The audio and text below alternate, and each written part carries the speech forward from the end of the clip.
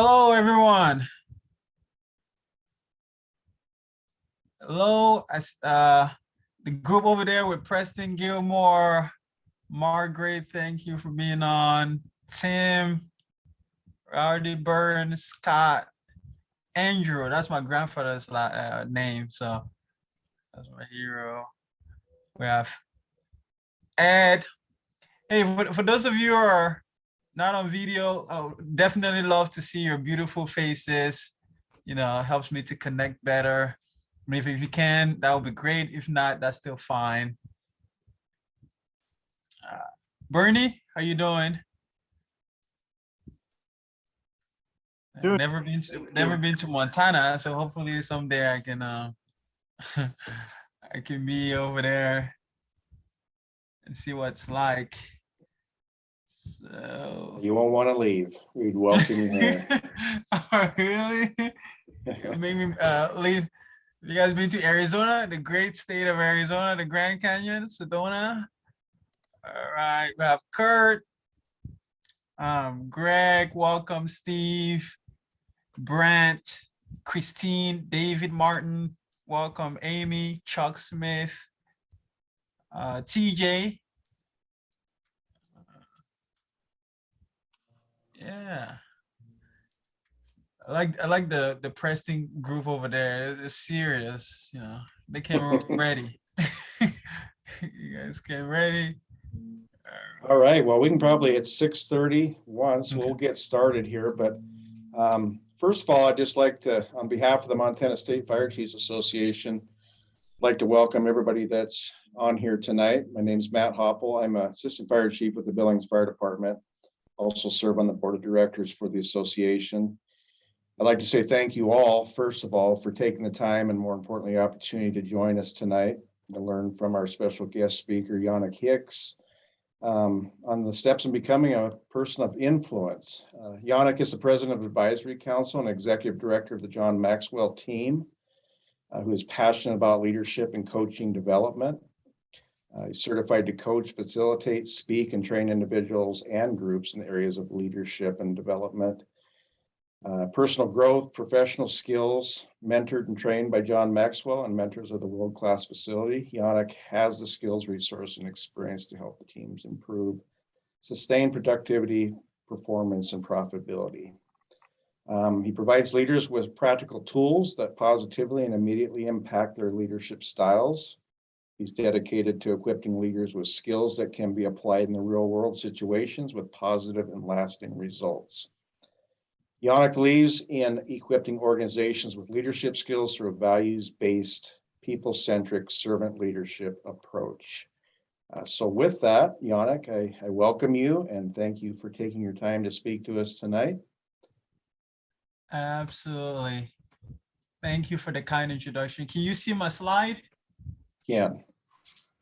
Well, good evening, everyone. Welcome to this session on becoming a person of influence. Thank you, Chief Hoppel, for the kind introduction. So I am truly excited to be with you this evening and to spend the next 4 hours together with you. I'm just kidding, all right? All right, don't worry, we only have about 1 hour. I have two guarantees for you today. The first guarantee is that I'm going to give you something that you can apply to your life today. I have the privilege of teaching you one of the greatest skill sets that have helped me to grow and develop as a leader. So by the end of my presentation, I'm going to give you something that you can apply to your life that can make a significant difference in your career. The second guarantee that I have for you is not only am I going to give you something that you can apply to your life today, should you find the information that I share with you to be beneficial, I'm going to be offering you all in your various department a free 45 minutes leadership training. So at the end of the presentation, if you want to send me a private message in the chat, or I'll put my email information and contact information, you just reach out to me. I'll be more than happy to provide this free 45 minutes leadership training to you and your team. Okay. All right. Again, so my name is Yannick Hicks. I grew up in Cameroon, West Africa with my grandparents. You can see a picture. That's me and my grandfather. He's my hero. His name is Andrew. I saw Andrew on the line. And so, as a matter of fact, I began to learn leadership from my grandfather. He's my inspiration as far as leadership. He began to instill in me principles and values that I currently live by in this life. Like you see over there, it's not where you start, it's where you're going. But my grandfather was very stern and disciplined. By the time I was 6 years of age, he would wake me up at 5 o'clock in the morning. I have to go to church with him. By the time I was 8, I had to follow him to the farm. So those disciplines he began to instill in me early on, and that's what I actually live by right now as an adult. When I was about 12 years of age, he enrolled me in an all-boys minor seminary in the Catholic faith. Seems like my grandfather wanted me to become a priest before a friend of mine introduced me to a woman. All right. So I decided priesthood is not for me. So at the age of 16, I had the good fortune of coming to the United States, and I was very excited to come live the American dream. I moved over to the Atlanta, Georgia area, right? I didn't come to Montana. I didn't even know about it. So I was living in Atlanta, Georgia area. And when I came to the US, my mom talked to me about pursuing the career of pharmacy. I was good in chemistry, so I began to take classes sophomore year, high school. But things were very difficult for me, especially being a teenager, coming to the US. I received my own share of the culture shock. Things were difficult for me. I was being made fun of in school because of my accent. I had low self-esteem, low self-confidence. Things were tough for me. There were several times I thought about maybe I need to go back home in Cameroon. So I wanted to belong. I wanted to fit in so badly that right before college, I discovered liquor, then clubbing, all on the same night. And my life was completely torn apart. I barely went to class. I barely studied. I barely cared about the world, literally. For the next 4 years, my life was a mess. Just party with my friends, just doing all the wrong things. But it caught up to me. After undergrad, I failed one of my classes. When I began to apply to pharmacy schools, none of the schools would accept me. After about 14 rejection letters, I basically came to a crossroads. I was frustrated. I was disappointed with the way my life was unfolding. Didn't know what I was going to do with my life. My bad habits were catching up to me. So after a couple of months of my misery, I got a telephone call from one of my friends named Francis. Francis said, "Hey, Yannick, what's happening?" I said, "I'm doing okay." And then Francis said, "Hey, I have some information that I would like to share with you." I said, "What is it?" He said, "It's a personal growth and development recording." And then he said, "Hey, your life is messed up. This might benefit you." So he sent me the personal growth and development recording. And as soon as I got home, I listened to that recording, and it literally changed my life. That was the day that turned my life around. And I started this journey of personal growth and development, and I began to study thought leaders like John C. Maxwell. How many of you have ever heard of John Maxwell by a quick show of hands? Let me see. Okay, I see Bernie was, okay. So John Maxwell is the #1 leadership expert in the world, and his publisher recently told him he has written more leadership content than anyone else on the history of this planet.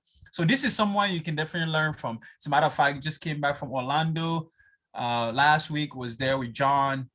I met with him, of course, in the studio and some of the things. But when I began to listen to thought leaders like John, I began to apply what it is that I was learning. That's the most important thing, apply, because you see, most of the things that I'm going to share with you today are things that you already probably heard of before.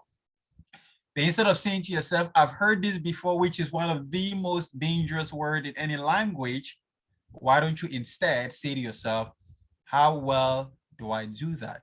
How well do I do that?" Because the greatest gap in our life is the space between what we know and what we actually do. When I listen to thought leaders like John, he began to share with me, leadership is all about serving others, adding value to people. And it resonated with the principles and values that my grandfather had instilled in me all these years. So I began to make changes in my life. I made a 180-degree turn to the lifestyle I was leading.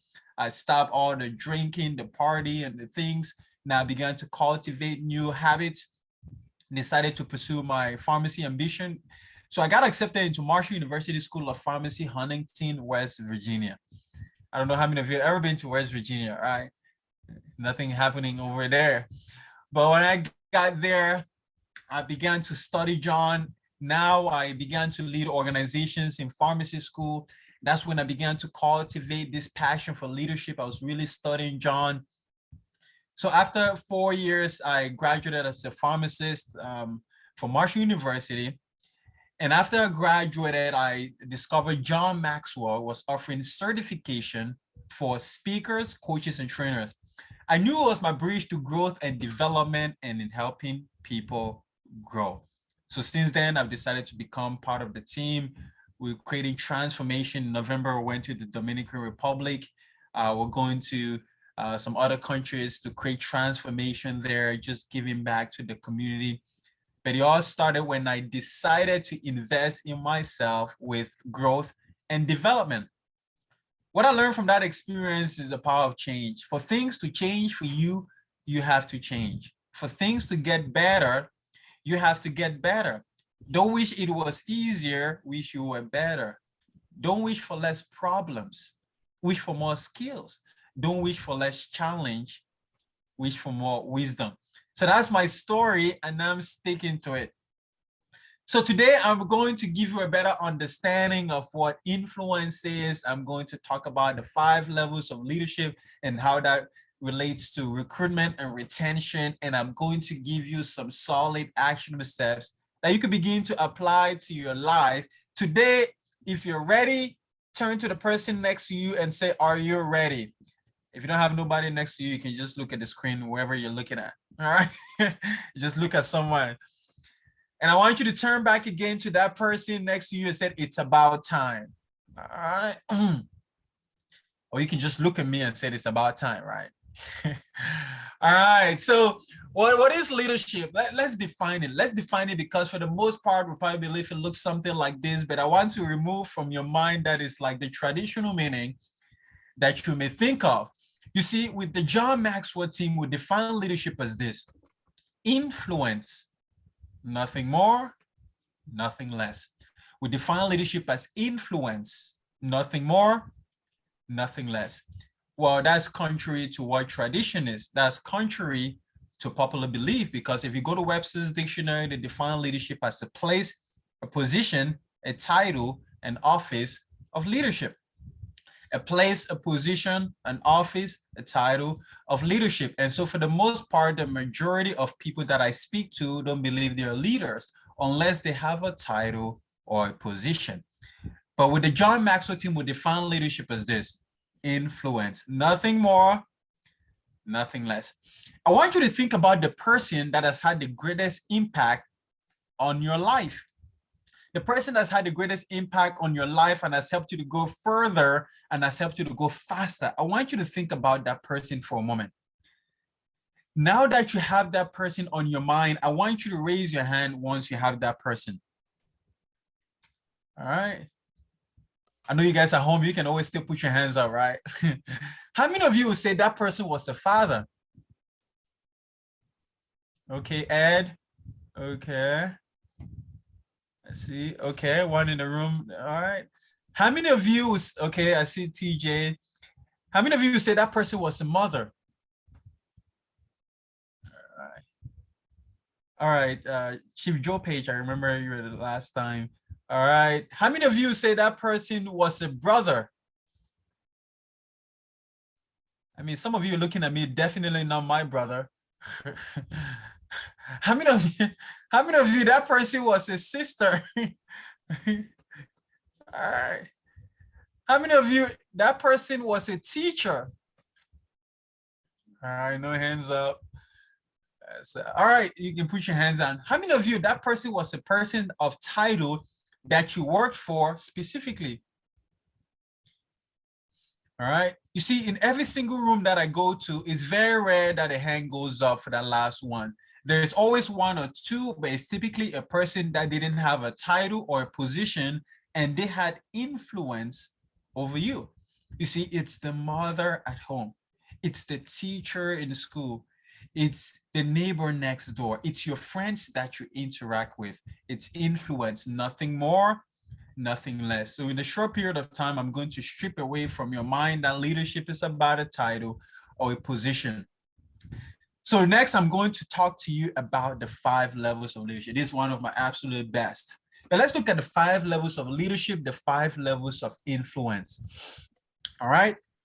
So the first level of leadership is the position level. And the key word is rights, R-I-G-H-T-S. At this level, people follow you because they have to, not because they want to. They follow you because they have to. In other words, you're the boss. And so they're not just following you because they want to, they're following you because they have to. In other words, it's the only way that they get paid. You know, I've met leaders that are very positional in their thinking, and they want everybody to know, well, I'm the boss, I'm the boss, I'm the boss. Well, they don't know what the acronym for boss stand for, big old stupid sucker, all right?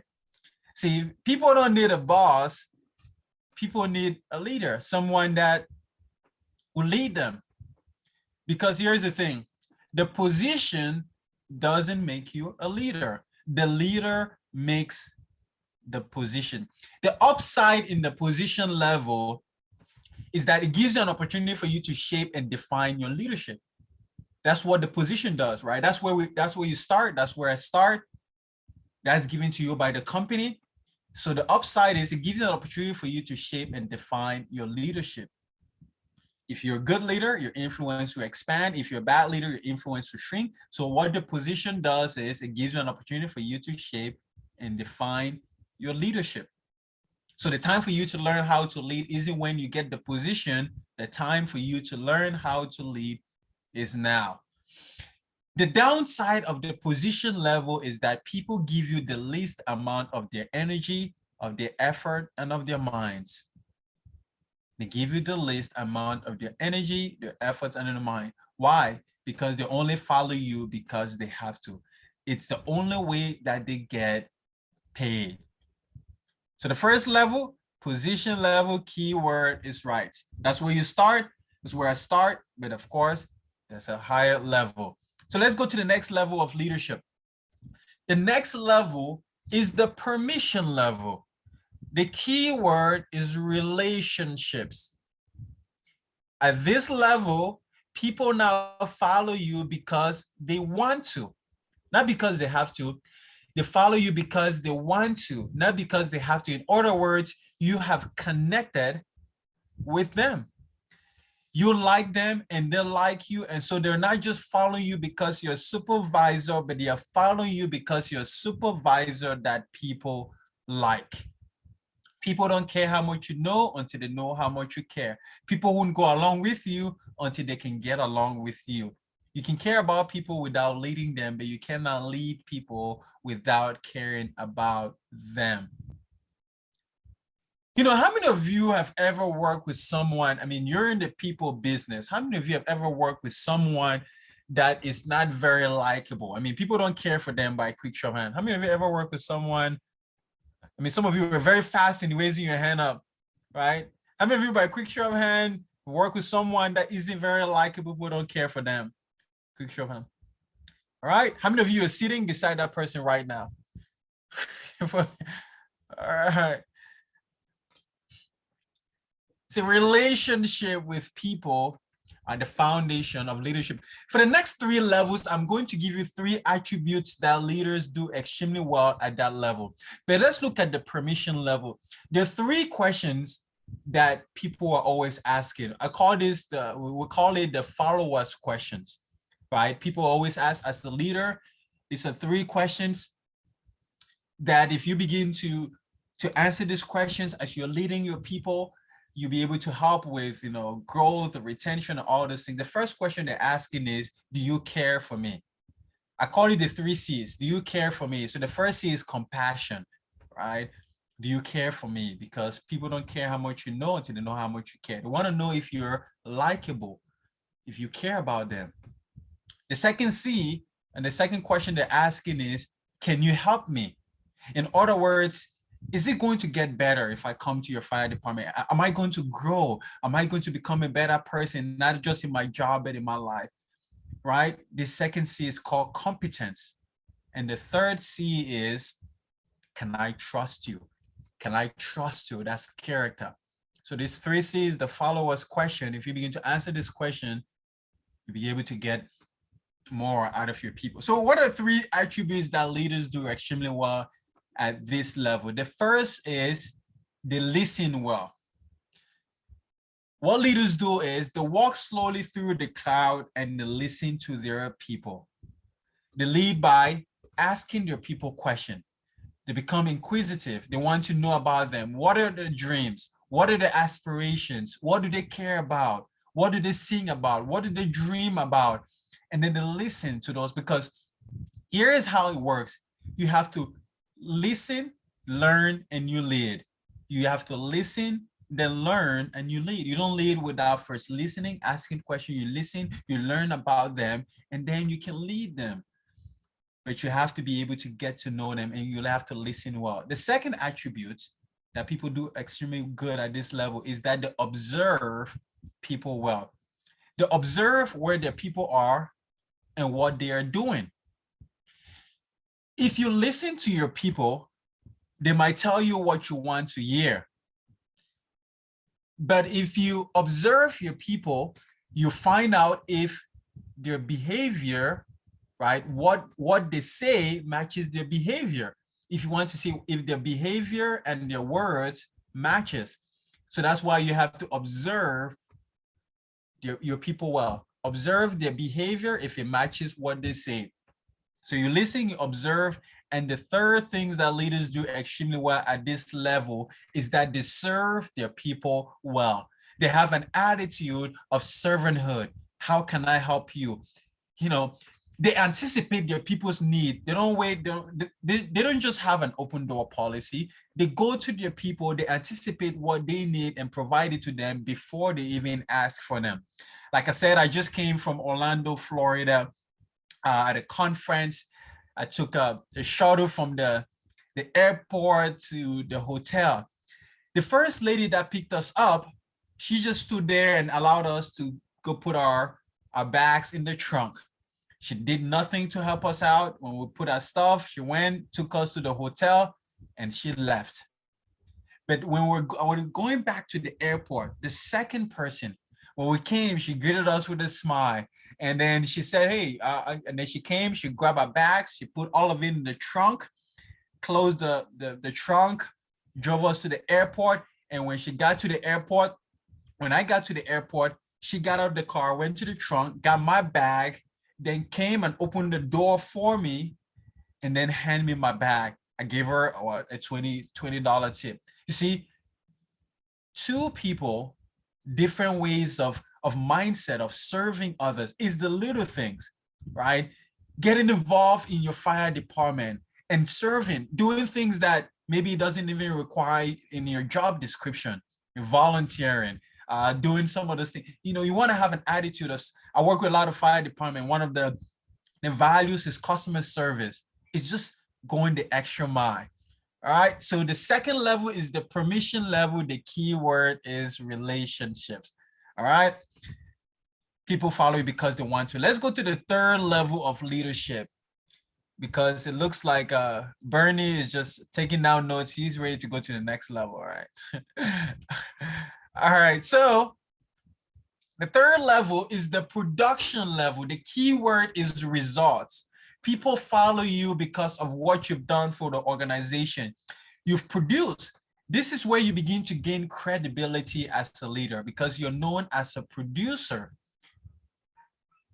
You've produced results in the organization. As a matter of fact, we always say you haven't really become a leader until you get to this third level, production level. Begin to produce results within your organization. This is where you begin to gain credibility as a leader. 3 attributes that leaders do extremely well at this 3rd level. The first thing that leaders do extremely well at this level is that they lead by example. The greatest motivational principle is that people do what people see. Leadership is more caught than taught. You have to model the behavior that you want your people to do. One of the greatest words that was being said is follow me, right? You don't have to say much, but you got to lead by example. And one of the things I also share is, of course, it always starts with self-leadership, because the first question before you can lead other people, you have to ask yourself as a leader is, would I follow me? Would I follow me? Because if there is not a resounding yes to that question, we've got some serious work to do, because you must first work hard and longest on yourself before you can work on anyone else. If you cannot lead yourself, you cannot lead anyone else. Lead by example. The second thing is that leaders do extremely well at this next level. I'm seeing the people in the room. You guys are paying attention.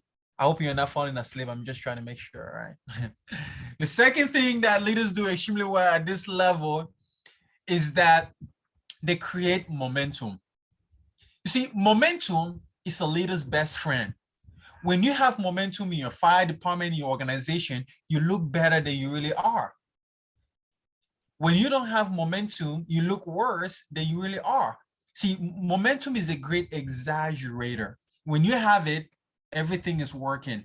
You have high morale. People are feeling good about themselves. They want to come to work. They're excited about what they're doing. You're winning. You're consistent. You see, managers focus on solving problems. That's what managers do. But leaders focus on creating momentum. Why? Because leaders know when they have momentum in their organization, 80% of the problems are being solved by momentum alone. It's a great place to be. Just imagine a train going 55 miles per hour on a train rack. And that train going 55 miles per hour, if you put a 5 thick concrete steel wall in front of that train, guess what's going to happen? It's going to hit that concrete and keep going. Why? Because that train has momentum. That same train doesn't have that momentum, stuck on the train track. If you put maybe a small, maybe rock or something by that train, it can't even get moving. Why? Because it doesn't have no momentum. So the goal should be on how can we create momentum in an organization, because momentum is known as a great exaggerator. It's a leader's best friend.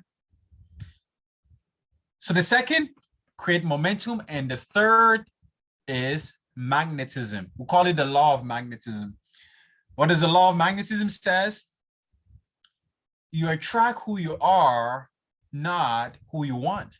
You attract who you are, not who you want. Basically, if you want to begin to attract better people in your fire department, you have to be attracted. Only when you're a good leader and a producer, maybe on a scale of 1 to 10, you're 8 or 9. When you see 8s and 9s are not attracted to 4s and 5s. It doesn't happen. So if you want to have, better people, better leaders in your organization, they only come there because they already see those leaders that have those attributes. So they're attracted to become attractive or attract better people. You have to be attractive. You attract who you are, not who you want. So 3 things to be good at this production level. You have to lead by example. Got to model that behavior. You got to create momentum, your organization, and then you have to utilize the law of magnetism. Begin to attract better people in your organization. How many of you, by a quick show of hand, you're learning something so far? So turn to the person next to you. Are you learning something? All right. I see everybody. For those of you who are next to each other, turn to the person next to you and said, not enough yet. We still got 2 more levels to go. right. Okay, making sure you're good. All right. So let's go to the fourth level. This is where I like to get every organizations to. This is my love. This is my passion. The fourth level is the people development level. The key word is reproduction. People follow you because of what you've done for them personally. What is the most appreciable asset in any organization?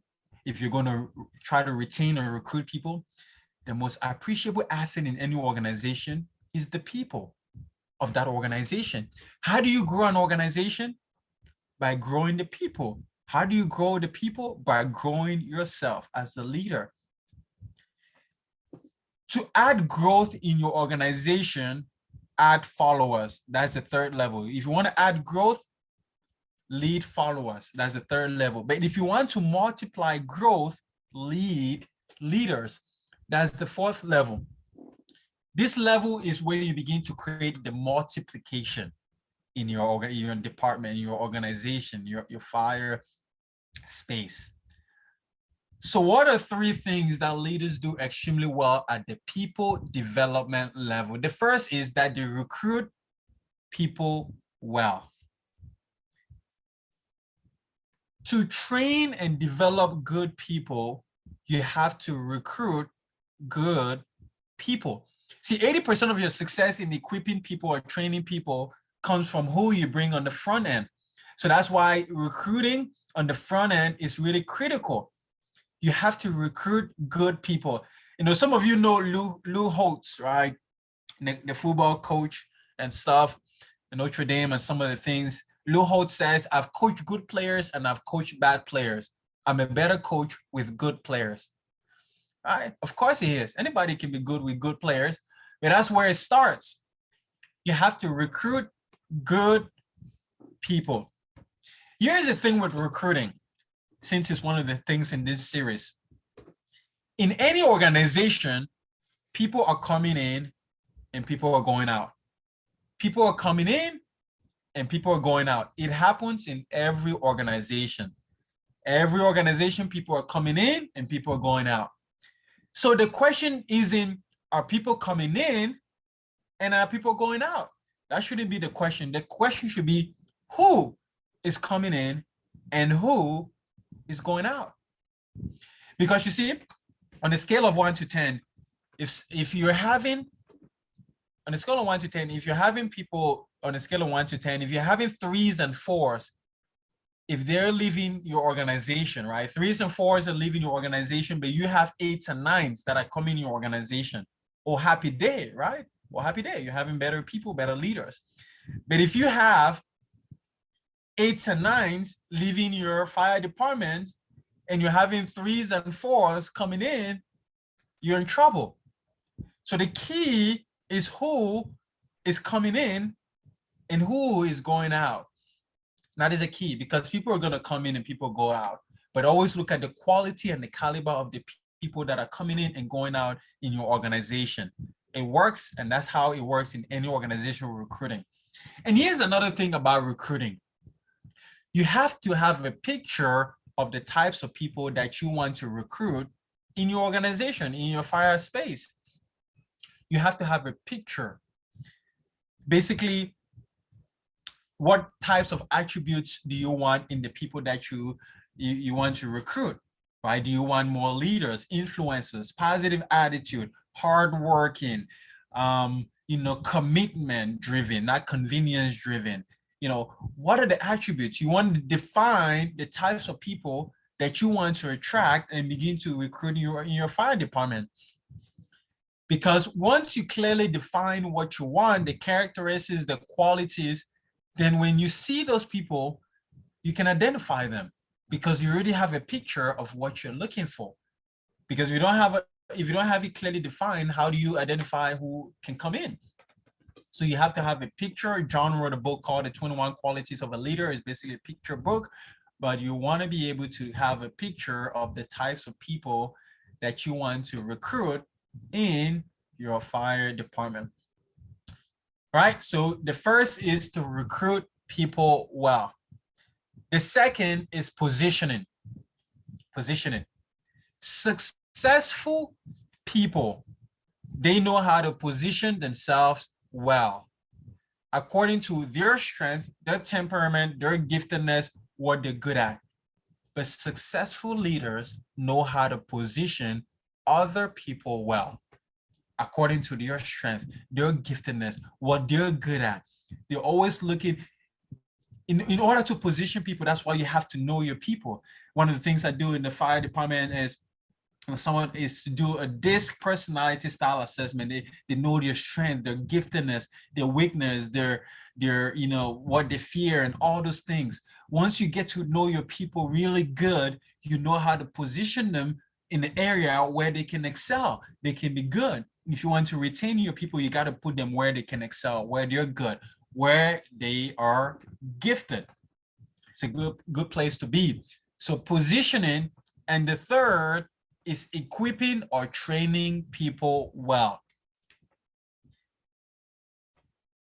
If you want to retain more people, you got to develop people. See, it's wonderful when we train people to do the job, but it's even more wonderful when we develop leaders, because when we develop leaders, we help them to see that they can become a leader, and as a result, they begin to reproduce and duplicate themselves, right? When we begin to develop leaders, they now begin to replicate and reproduce themselves, and you begin to grow the organization.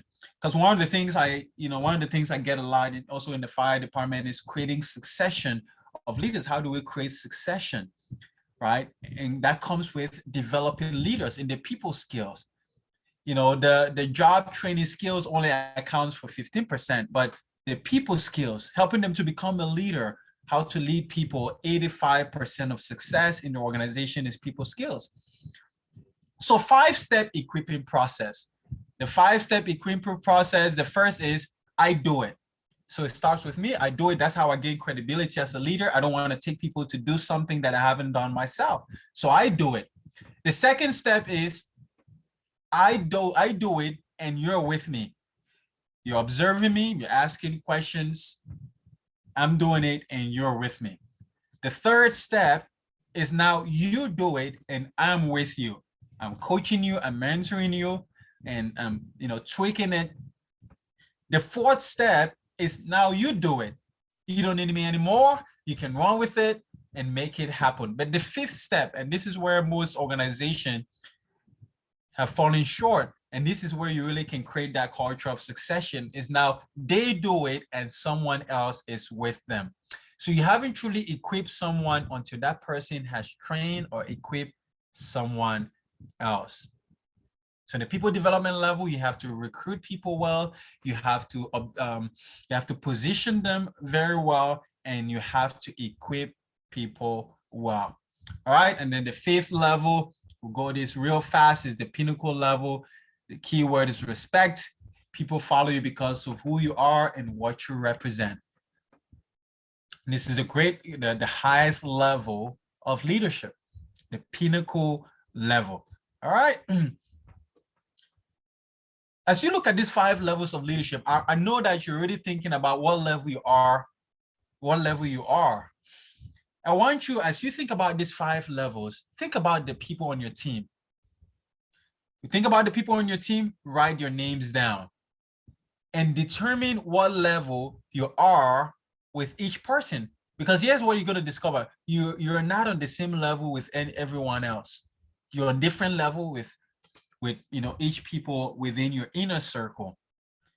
So because someone is just joining your fire department, you're on the position level with them. So for the next maybe 6 months, how can you get them to the next level? And if you're the permission level, next 6 months, how can I get them to the production level?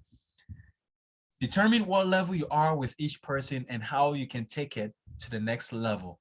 You'll be able to, grow, develop, retain more leaders. You can use these 5 levels of leadership in your personal life. You can use it in your professional life. This thing works. All right. How many of you are learning something by a quick show of hand? Okay. All right. So thank God I haven't put you guys to sleep, right? Or we'll be done with it. I know it's already almost 7 o'clock. All right, so let's go to the next part before we get to what would this thing? I want to talk to you how to lead, because how you lead will determine how long, how many, and how far you will lead. How you lead will determine how long, how many, and how far you will lead. The most common way I see inside of the workplace is intimidation leadership. This is the my way or the highway philosophy. This is the my way or the highway philosophy. See, this worked many years ago. It didn't work effectively, but now we live in a culture where that's not going to be a place where that applies. As I was sitting there thinking about what the my way or the highway philosophy does, it only really does two things. It decreases creativity and increases useless activity. It increases useless activity and increases creativity. It looks like this. I have a great idea that is going to add value to your fire department. I bring to you the idea and you say, no, we don't do it this way. We've always done it this way. So I go back, I have some thoughts, I have some ideas, and I bring to you my ideas and you say, no, it's my way or the highway, the leader tells me in not so many words. So what do I begin to do? I begin to increase my useless activity. I begin to work hard, looking busy on the job than actually doing the job. How many of you know someone works hard, looking busy on the job than actually doing the job? All right. Okay. By the way, not in your current fire department, right? Everyone is good, right? Those are the types of people where if they have to leave work at 5 o'clock, at 4:30, they're going to the restroom, right? They're going to the restroom. Why? Because they have to pee on company time, right? They're trying to kill time, right? Why? Because it's the my way or the highway philosophy. If you want to get more out of your people, if you want to engage your people, how you lead will determine how long, how many, and how far you will lead. How you lead will determine how long, how many, and how far you will lead. Okay. So what I want to talk to you next is a law called the law of the lead, and then I'll make it up. The law of the lead says your leadership ability determines your overall effectiveness. Your leadership ability determines your overall effectiveness. If you can increase your leadership ability, you can increase your overall effectiveness. Let's say right here on my left hand, this is my leadership lead, LID. This is how well I can lead. On my right hand, this is the size of my fire department, my organization, my company. What this basically says is the lead of my leadership would never allow my organization to go any higher. My leadership lead controls and contains the size of my department. So let's say on a scale of 1 to 10, I'm a 5, right? 5 is a mediocre. What would be the size of my organization? It can only be a 4, right? If my leadership is a mediocre, a 5, my organization will only be a 4. What this says is the size of my organization is not going to go to a 5, to a 6, to a 7. Never in the history of mankind can the size of your organization, your department, rise above the leadership of the organization.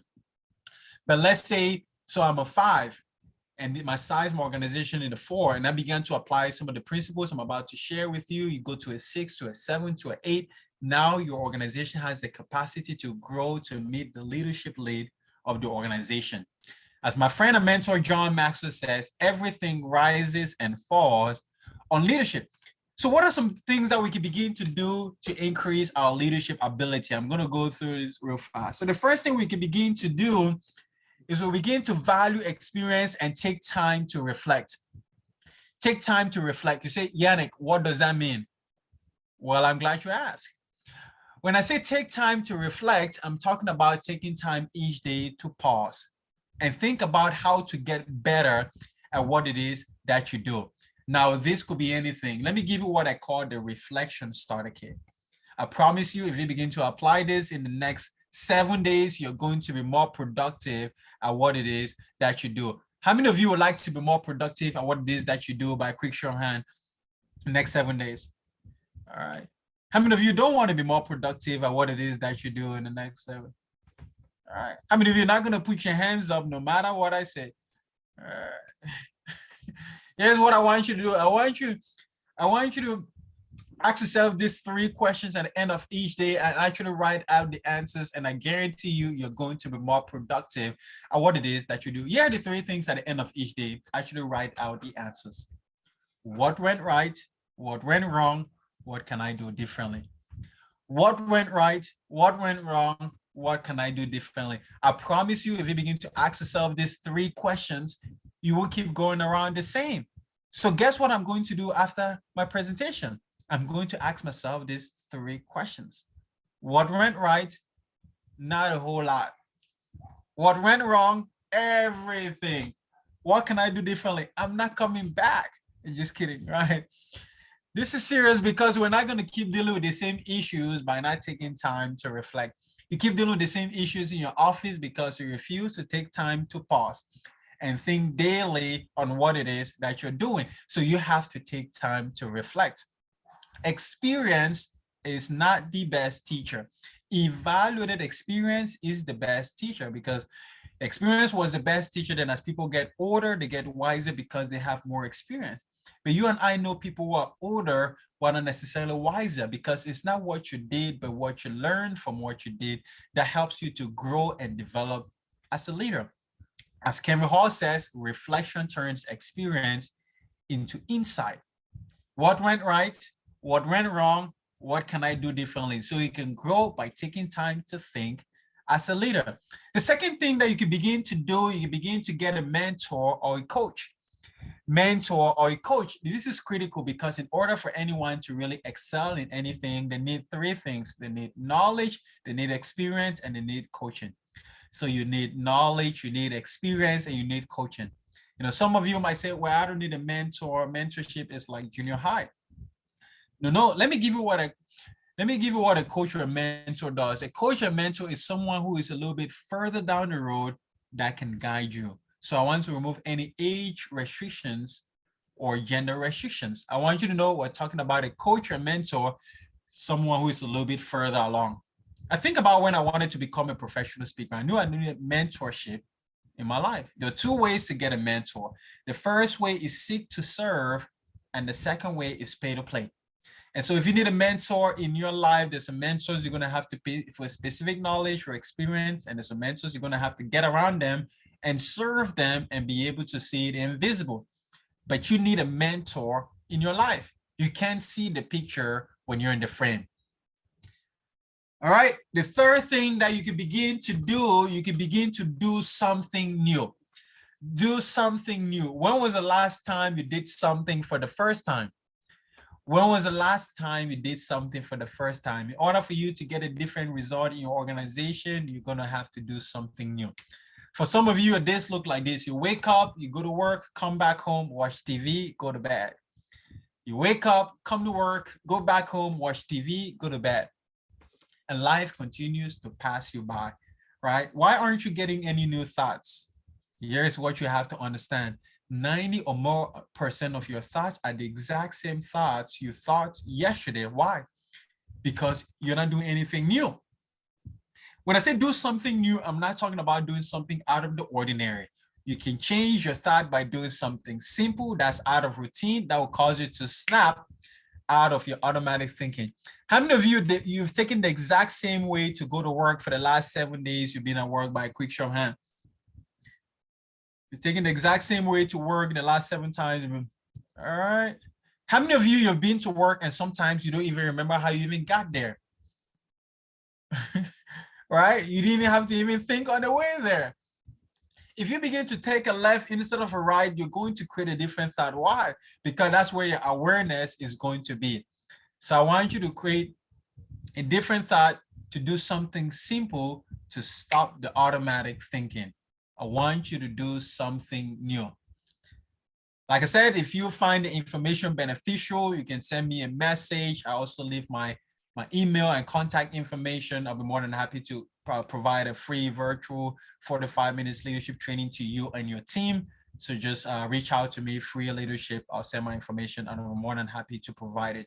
But before I conclude my presentation, we just take a couple of minutes for questions, Q&A. I know you guys have a lot of questions for me, so we'll do some Q&A and then I'm going to wrap it up. I'm just going to close it up with the last part of my presentation. So let me stop share for now. And yeah, so now open for questions and things. And I'm sure you guys have some questions there, right? Especially from being from Montana. Yeah, I've got one question. I'm thinking that, consistency should be part of your pyramid, because if you're doing everything right the first time and the second time and the third time you don't do anything, you just lost everything. Yeah. So Alan, you said consistency should be part of the pyramid. Right. Absolutely. So if you remember, I said it, consistency is level 3, because when you create consistency, that's how you begin. Consistency leads to momentum, and then momentum, now you're winning and things happen and you have high morale. You're affecting the morale, the bottom line. So definitely consistency goes with level 3 in that this thing. So yep, absolutely. That's a great question and stuff.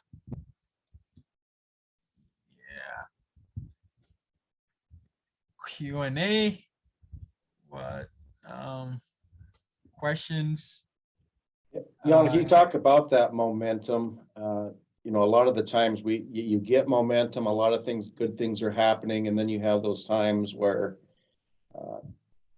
you don't have any at all, and it's not by any fault, but a lot of good things happening in the department, and then you kind of have that the honeymoon phase is over for a while to keep that going. I mean, is there anything you suggest for that to fill that gap? Because a lot of times you get a good budget one year and a lot of good things happen, people are happy, and then it's over for a little bit because you have some challenges just to keep people motivated and that momentum going. I definitely understand, and I see that too. Yeah, and that's it's easier to maintain momentum than when you lose, than to start momentum from scratch, because it's really a hard place. And that's why even sometimes when people go to conference and seminar, everybody's excited and motivated, and then they come and then life happens. It's like, hey, so I think this is where now, that's why leaders always have that edge. This is where now leaders can separate themselves from others. Where you don't have momentum, now is what can I do to create momentum? And I think with self-discipline, even when you don't feel like it, when things are going maybe the motivation and things are going bad, maybe you don't have the budget and things like that, for a leader to always maybe stay motivated. And basically what led to the momentum for them to do it, right? I mean, one of the things I always say is the inspiration gap, to do it even when you don't feel like it, or when things aren't going right, because eventually it will. Because if you do it consistently, it might not be showing up, but eventually momentum is going to catch in if you do it. And some of the things is, getting the team together, whether it's once a week or once a month, and creating a culture of accountability and stuff, and getting people, getting people to be sold in the mission and the values, and everybody is held accountable. This is what you have to do. And then celebrating the little wins. Any little wins and stuff like that can provide the encouragement and the momentum that people need during that time. So create a culture of accountability, celebrating small wins, no matter how small it is, and slowly builds up until it gets to that level now where momentum can kick in. But the leader's attitude is very critical during this time, and so a leader wants to be providing a lot of encouragement to the people, and let them know this too shall pass. Everybody should buckle down. We need the help and the support, because it's not always going to be high all the time, right? So that's when leader has to constantly stay motivated to lead by example. When the leader is doing it, making it happen, and rally the people around, people really respect the leader. Just like when COVID happened, right? You see the difference between players and pretenders. The players, when things happen, and the pretenders, when things happen, they want to, and you begin to see it up. So that's what I would say. That's a great question and stuff. Yeah. So, hold on, let me see. Yeah. So some more questions. I know you guys are intelligent. You guys have some questions for me. I wanna talk with you guys. You guys are my friends now. So what questions do you have before I wrap it up? Yeah, I have a question. You know, you talk about trying to, when you recruit people, to try to get to hire people. But everybody knows the fire services nowadays, there's just not those people out there. You're not getting the recruits. So it's kind of hard to pick the higher ones when you're struggling trying to get anybody to come onto your fire department. Yeah, that's a great question because during this time, I mean, a lot of companies and organizations were having difficult times recruiting people or people to come on the team. I mean, it's one of those things where I mean, if you can take someone and then they're open to learning and growing, and you can develop them, even though maybe when you recruit them, they, maybe they're not as ready or something like that below. But if they're open to learning and growing, then definitely. But I wouldn't say that I would just want to recruit anybody or anything because things aren't working or things. I mean, if the person is open to learning and growing and open to this, not because they need a job and because there's no one that is coming to the fire space or anything like that, and then they can come and cause more harm than good. But if they come and they're willing, they're coachable, they're willing to learn, and we can help them to grow and develop. Hey, if you see some kind of potential in the person and some abilities, because sometimes people just need someone to believe in them and encourage them and support them. But that's what I would do. Sometimes it takes time to get good people, because good people are not easy to find. I mean, you always see, it's easy to find ducks than eagles, right? That's why they say don't send your ducks to eagle school. But I would say good people or good leaders are hard to find. So sometimes it takes patience. I mean, if you see someone, if they're coachable and you can develop them, then that's fine. But sometimes you're just paying the price for the temper. And as a leader, you continue to grow yourself and get better, because once you begin to grow and get better, you get a reputation as a producer, a great leader. And now, good people want to be part of the culture because people are going to hear about it. I don't know if I answer your question and stuff. So sometimes, it could take time to find a good person. And, we just need to be patient. I know sometimes, it could be frustrating. Maybe as a leader now, you probably want to do more than you normally would do because you're looking for the person. But knowing that someone is really not good and could cause more damage than good, I wouldn't want to take a person that will probably cause more harm than good because I needed to feel someone there or needed to put someone in the organization. I wouldn't personally do that. Yeah. It's like I'm positive in this, and then I bring a negative person and the person just sucked the life out of me. And everybody else in the team and stuff like that. So, yeah. Any other question before? Alan, were you going to ask a question? Yeah, I do. You were talking about all the 4s and 5s that are coming and the 8s and 9s that are leaving and that. What if you have all the 4s and 5s and 8 or 9s are leaving? Do you want to get rid of the 4s and 5s to maybe get better recruits? Can you repeat your question again, please? Yeah. Well, I'm in a real small community. I don't have too much, I guess, potential for recruits. I don't really want to get rid of my fours and fives when I can't get anybody, but is that a problem, No, I wouldn't say that that's a problem. So now it's investing in those people, helping those fours and five, training them, developing them, pouring down into them to get them to, a 7 or 8. So, Well, yeah, that's these well, fours and fives and that, they're the ones that are not coming to training, they're not coming to the fires and that. About the only thing they're doing is saying that, yeah, I belong to the fire department. mm, yeah, I know it could be tough, especially being in a real small community, maybe where there's not that many options, right? Options that is happening there. So you're saying that the fours and five is mostly what you have, but they're not open to growth and development and getting better, things like that. That's exactly right. They're set in their ways. They just don't want to come to training, or they feel they know enough to fight a fire, and we're having too many accidents on the fire line. Okay, what is your relationship with them? I mean, do you have a very great relationship with them? Really connected with them? They know you, they like you, and they trust you and stuff like that.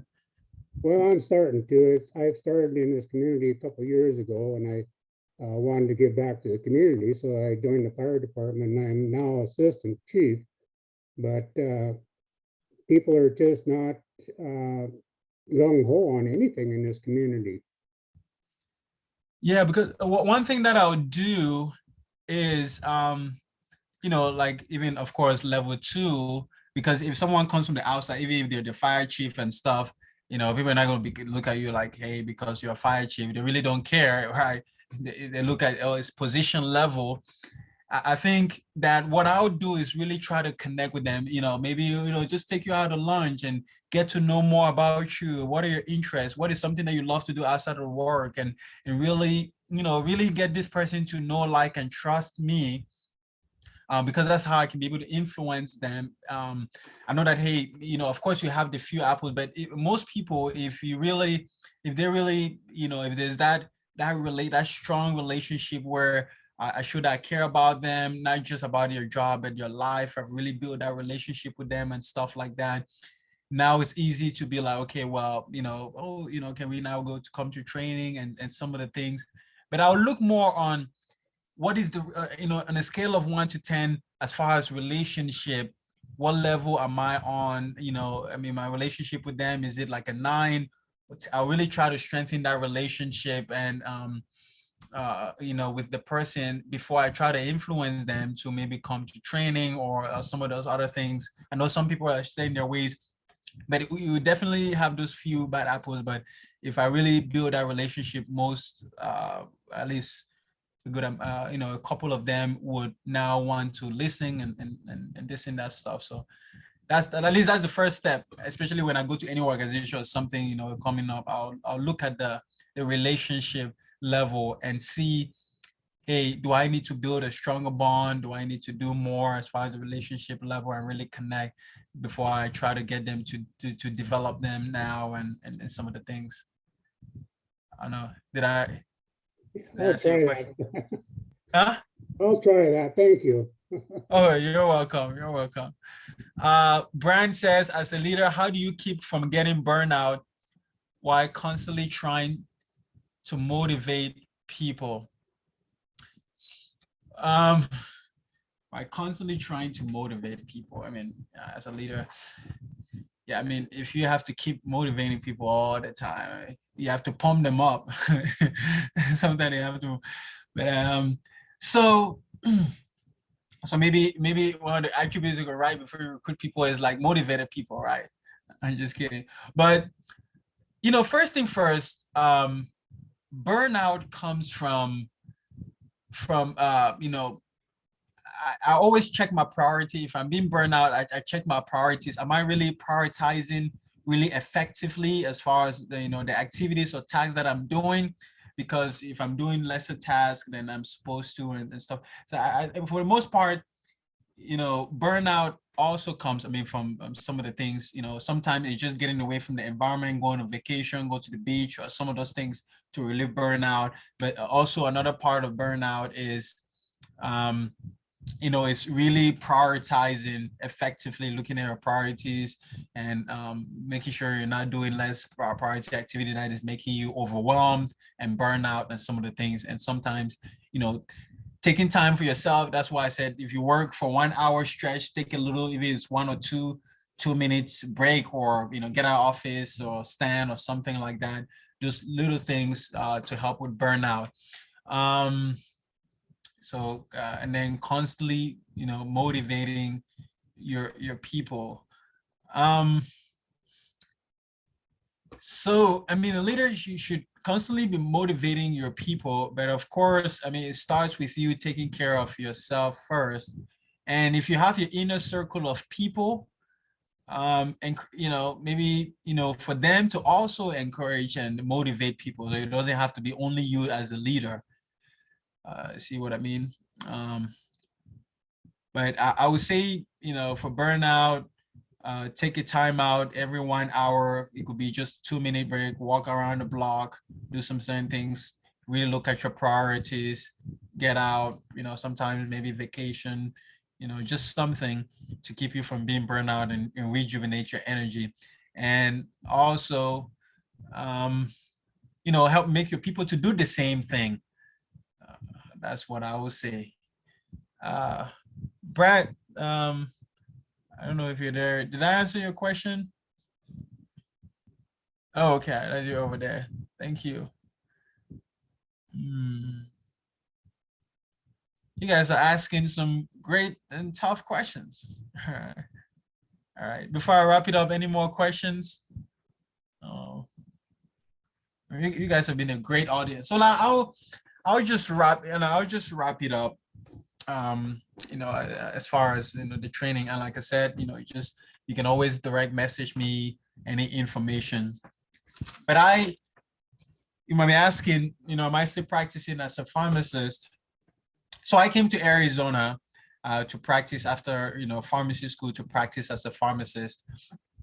And I came here, started working with Walgreens, and in less than a month, I wasn't very excited about what I was doing.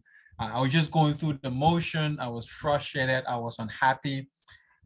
Basically, pharmacy was my mom's dream. It wasn't my dream. It wasn't what got me excited. That's why it's very critical to get people in the right place and position themselves well. I was frustrated. I was drained mentally, physically, emotionally. Anytime that you're really drained mentally and physically, it means that working on your weaknesses. And I was like, this cannot continue. How long am I going to continue like this? After about 8 months of practicing, I was like, I have to quit. I have to get into something that is in alignment with my giftedness, which is leadership, speaking, coaching, training, all of those things. But I listened to, the outside world, like family and friends, instead of listening to what my heart was telling me, which is, helping to inspire people and help people to improve their lives. And then I went to a seminar in 2019, the beginning of 2019, and I heard Steve Harvey said, your gift will make room for you. Your gift is what you do absolutely best in with the least amount of effort. And then he shared his story, how he made the transition out of his job to leave comedy and to leave his job and go into comedy full time when he was 28 years old. By the way, I'm not telling you to leave your job, right? You're happy where you are. I'm just trying to, share some things. But when I listened to Steve Harvey, I knew I wasn't in the right place. What I needed to do was to get into my calling, what I'm passionate about, what my giftedness in. And so when I heard that speech, I was so inspired by it. And I said, I didn't want to regret it anymore, which is the law of diminishing intent. The longer you wait to do something that you should do now, the greater the odds that you never actually do it. So that same night, I picked up the phone. I called my district manager. I gave my 2 weeks notice. It's over 3 years. now just full-time as a speaker, coach, and trainer, doing something that I love. It energizes me. I love it. It's what I gifted to do. And that's why I always encourage people to work on where their strength is, where they can excel, where they're good at. Of course, there were some challenges, but I was able to make through those challenges. Why? Because I was in my niche, what I'm good at. I don't know what your goals or aspirations are, what it is that you're trying to accomplish, but I want you to know that it's a price that you're going to have to pay. But I want you to know that you are absolutely worth it. I want you to know that you're something special. You have greatness within you. You have the ability to do more than you can only begin to imagine. I know things are challenging, working with people, but you can lead them. You can help them to become better people. They have a future, and you as a leaders can help those people to lead a better and more intentional life within the fire department, because you can do the most remarkable things no matter what happened. Why? Because you are remarkable. And I'll end with this. The GOATs is called Follow Me by the GOATs. I want to be someone who makes things better, someone who helps you reach the very top, never holding back, doing more than what is asked. I am going to give it everything I have got. Follow me. I am right behind you. Let me help you lift the load. Let me make your burdens lighter as we're heading down this road. I believe in what you're doing. Let me help you see it through. I'll do everything I can to make your dreams come true. Follow me. I am right behind you. I'll seek to answer problems with solutions. I'll give my strongest effort every day. In trouble and in trial, we'll go the extra mile. We'll reach the goal no matter what it takes. Never making excuses, putting it all on the line, willing to do what others want. Even if it isn't my job, the goal is more important than the role.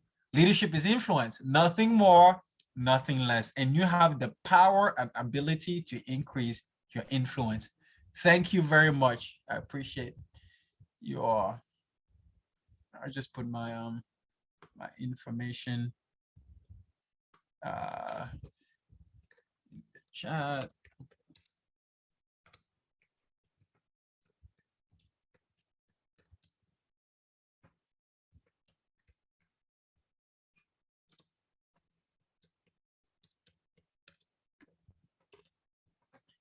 Oh, you're welcome. Thank you, Andrew. Appreciate it. Yep, I put my email and my phone number over there. When you reach out to me, definitely.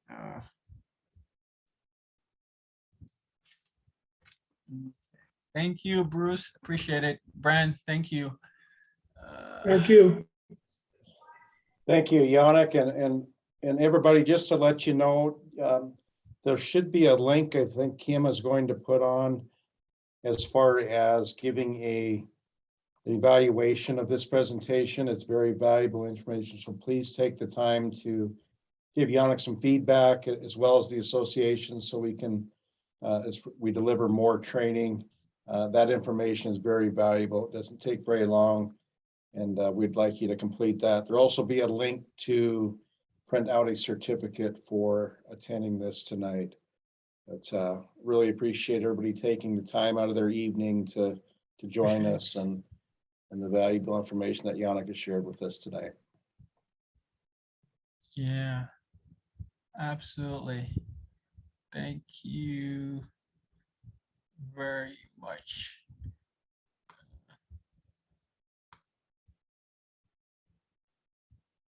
Yeah, thank you, Preston, Chuck. Thank you. Appreciate it. It's a pleasure. Thank you, the Preston Gilmore Group. Thank you, Tim, making it. Thank you, Rowdy, Bernie. Thank you. Thank you, TJ Stack. I have your information. Thank you, John. Thank you. Thank you. Appreciate it. Yeah. You are.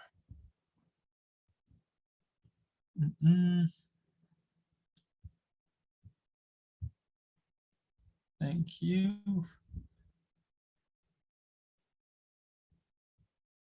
Yeah, certificate. Okay. So Kim just put the certificate stuff over there. So if you want to.